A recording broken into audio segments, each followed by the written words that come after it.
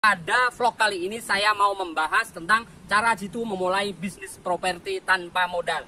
Emang bisa bisnis tanpa modal? Bisa, pakai banget dong. Makanya ikutin terus video ini, jangan sampai di skip. Jangan berkedip, ikuti terus sampai selesai.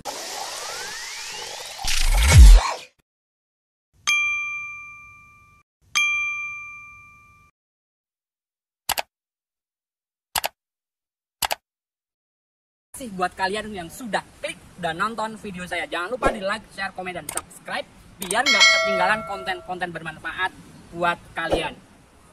Seperti pada vlog-vlog sebelumnya, kali ini saya juga mau bahas tentang bisnis dan wirausaha. Sahabat channel Rohmat Waluyo, bisnis yang berhubungan dengan kebutuhan pokok itu sangat menjanjikan. Karena apa? Karena suatu hal yang dibutuhkan terus-menerus dan berulang. Salah satunya kebutuhan pokok untuk kehidupan kita adalah properti atau tempat tinggal. Tempat tinggal itu kapanpun kita masih butuh. Pada vlog kali ini saya mau membahas tentang cara jitu memulai bisnis properti tanpa modal. Emang bisa bisnis tanpa modal? Bisa, pakai banget dong.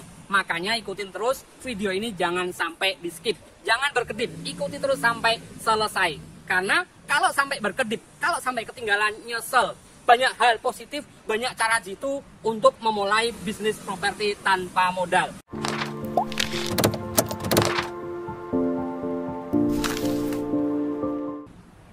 Seperti bisnis-bisnis lainnya, sebelum kita mulai bisnis, sebelum kita eksekusi, kita harus riset. Kita pelajari dulu apa itu properti. Kita pelajari dulu pada tempat-tempat mana saja yang harganya bagus. Kita pelajari dulu kelompok masyarakat yang daya belinya tinggi. Kenapa sih harus kita pelajari? Pernah saya sampaikan, kalau kita bisnis, kita riset dulu. Biar kita memahami produk yang kita jual, kita paham betul kualitas produk yang kita jual, dan kita ngerti benar sasaran masyarakat yang mau kita tuju itu siapa. Sangat nggak pas kalau kita mau jualan properti, kita nggak paham properti. Boro-boro kualitas bangunannya, harga tanahnya aja per meter nggak paham. Itu sangat-sangat memprihatinkan. So, buat kalian yang pengen terjun ke dunia properti, otomatis harus pelajari dulu tentang properti. Pelajari dulu harga tanahnya, pelajari dulu beberapa tempat yang harga jualnya bagus, dan pelajari detail beberapa kelompok masyarakat, baik umur, baik pekerjaan, baik kelompok masyarakat tertentu yang punya daya beli sama properti yang mau kita jual. Langkah selanjutnya yang perlu kita lakukan setelah kita riset tentang properti dan sasarannya siapa, kita otomatis harus punya produk. Paling tidak kita tahu unit mana yang mau dijual. Tadi saya sampaikan, cara jitu bisnis properti tanpa modal. Katanya tanpa modal, kok kita harus cari unit? Ya iyalah, kalau kita jual produk, jual unit, tanpa punya unit gimana? Tapi ini caranya yang perlu dipahami. Kita nggak perlu beli properti itu, kita nggak perlu bangun rumah, cukup kita jadi agen properti. Caranya gimana? Caranya kita hubungin ke beberapa developer. Itu salah satu cara yang paling mudah. Kita masuk, kita ngobrol-ngobrol, kita menyampaikan, kita bermaksud jadi agen properti freelance. Udah, unitnya yang mana kita pahami, kita tampung, kita detailkan itu, dan kita foto semuanya tentang unit yang mau dijual dari developer, kita tampung semuanya. Saran saya, jangan jual hanya 1-2. Kumpulkan beberapa unit yang mau dijual, minimal di atas 20. Karena apa? Semakin banyak kita punya properti yang mau dijual, kemungkinan customer memilih dan deal itu otomatis semakin tinggi. Selain kita menjadi agen properti dari beberapa developer, kita bisa ketemu dengan teman-teman yang memang sudah punya properti atau yang sudah jalan jadi agen properti. Jadi istilahnya kita ngesuk, jualin punya teman, nggak masalah, kita nggak perlu modal. Selain itu, cara kita cari produk atau cari unit properti yang mau dijual, kita bisa main sendiri. Caranya apa? Cari informasi beberapa orang personal atau pribadi yang mau jual properti. Disambarin, dihubungin, diajak ngobrol. Permisi Bapak Ibu, betul Bapak Ibu mau jual aset? Betul Bapak Ibu mau lepas aset? Bisa saya bantu Ibu? Harganya berapa, speknya seperti apa, kita tampung, kita foto, cari yang sebanyak-banyaknya. Ini yang paling penting, margin keuntungan yang gede kalau kita sudah pegang beberapa pemilik aset yang mau dilepas. Nanti margin keuntungannya semakin gede. Logikanya keuntungan punya kita sendiri, persentase dari nilai penjualan punya kita sendiri. Kalau kita ngesup ke teman agen properti, otomatis kita harus bagi hasil. Kalau kita jualin dari para developer, otomatis kita potongan dari sales, atau bahkan mungkin kita ngesup dari sales di agen properti itu sendiri. Oke, sahabat channel Rahmat Waluyo sekalian, kalau tadi saya sudah sampaikan pertama riset, yang kedua adalah cari unit properti yang mau dijual. Langkah yang selanjutnya adalah cari pembeli.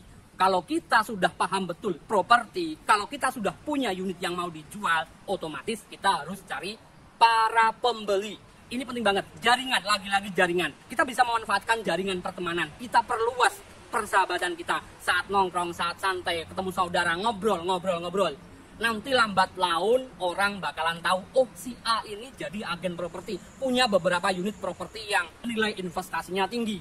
Dari hal itu saja nanti otomatis dari mulut ke mulut, dari teman ke teman, yang menjadi garis besar saat kita mencari pembeli properti yang kita punya adalah pahami kebutuhan dan keinginannya. Transaksi terjadi sebenarnya karena kebutuhan dan keinginan ketemu. Tuan A, Bapak A pengen punya hunian yang seperti ini. Kebetulan kita punya. Semakin banyak sinkronisasi seperti itu, keinginan dan kebutuhan yang dimiliki, yang diharapkan oleh customer, kita punya. Jadi sangat penting banget saat kita mencari calon pembeli, kita pahami Bapak Ibu maunya seperti apa, inginnya seperti apa, butuhnya seperti apa. Dan ditambah kita punya stok banyak. Jadi kemungkinan untuk deal sangat besar. Langkah selanjutnya, ini sebenarnya sangat erat banget kaitannya dengan cari pembeli. Otomatis promosi, saya selalu menyampaikan, kita manfaatkan jaringan sosial media kita. Kita pergunakan dengan semaksimal mungkin. Lewat WhatsApp, lewat Instagram, lewat Twitter, atau apapun itu.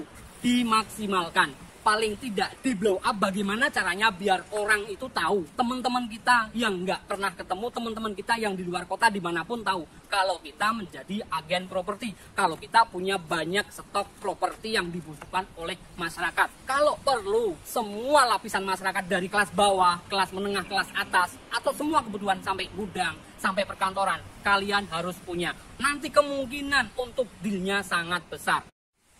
Sahabat channel Rahmat Waluyo sekalian, masih ingat kan kalau saya bahas tentang promosi pakai Instagram, pakai WhatsApp, pakai Facebook sama Twitter? Selalu ambil foto yang bagus, angle-nya yang tepat. Istilahnya begitu orang lihat foto kita, bikin tertarik. Dan pakai judul dan keterangan yang menarik. Jangan lupa hashtag-nya yang tepat. Biar di SEO-nya Google nyantol. Yang tadi saya sampaikan, kita blow up, kita ngiklan lewat Facebook, lewat Twitter, lewat Instagram, dan WhatsApp. Itu hanya beberapa hal kecil. Tapi untuk properti ini ada beberapa portal jual beli yang khusus kita fokuskan. Salah satunya adalah rumah123.com, bisa di property.com, bisa di OLX. Semuanya lini jual beli properti dimaksimalkan. Kalau perlu kita beli paket iklan berbayar. Biar apa? Biar iklan kita selalu di atas. Perlu digarisbawahi, kalau kita ngiklan di beberapa portal jual beli yang khusus properti, nggak ada salahnya kita beli kuota. Kita nggak usah istilahnya hitung-hitungan, kok harus bayar dulu. Ingat kan konsep kalau kita mau nangkep ikan di laut, pengen dapet yang gede, otomatis butuh namanya kapal yang gede. Dan kita juga butuh jaring yang gede. Jadi sangat logis banget, kita kalau pengen properti kita banyak dealnya, kita beli beberapa kuota iklan biar iklan kita selalu di atas. Maksimalkan di OLX, di property.com, di rumah123.com. Yang terakhir sahabat channel Rahmat Waluyo sekalian, dalam kita berbisnis kita selalu penting menekankan yang ini. Apa itu? Jujur dan apa adanya. Kita nggak usah memanipulasi data. Kita sampaikan pada customer, kita sampaikan unit yang kita jual spesifikasinya seperti apa. Kita sampaikan kondisinya seperti apa. Nanti konsumen akan merasa senang kalau kita menyampaikan suatu hal yang jujur dan apa adanya. Ini menjadi suatu kelebihan kita. Dengan nilai kejujuran kita nggak usah takut dan khawatir kalau produk kita tidak terjual. Justru dengan nilai kejujuran itu akan menjadi sebuah kelebihan kita. Banyak konsumen yang nantinya akan klik dan senang dengan layanan kita.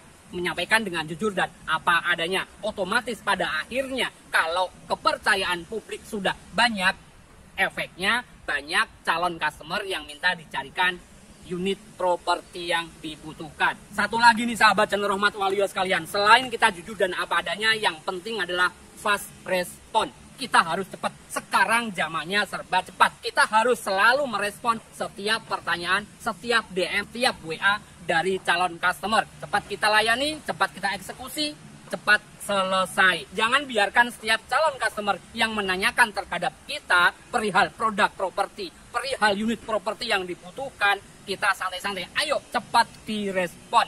Biar customer banyak yang suka dan percaya dengan layanan dari kita. Oke sahabat channel Rohmat Waluyo sekalian, itu adalah beberapa tips cara jitu memulai bisnis properti tanpa modal. Kata siapa sih nggak bisa? Dicoba, pahami dulu dari poin-poin pertama sampai terakhir. Dipahami, dimengerti, dan yang pasti dipraktekkan. Kalau kita paham, kalau kita mengerti, tapi tidak dipraktekkan, itu nggak bakalan terjadi.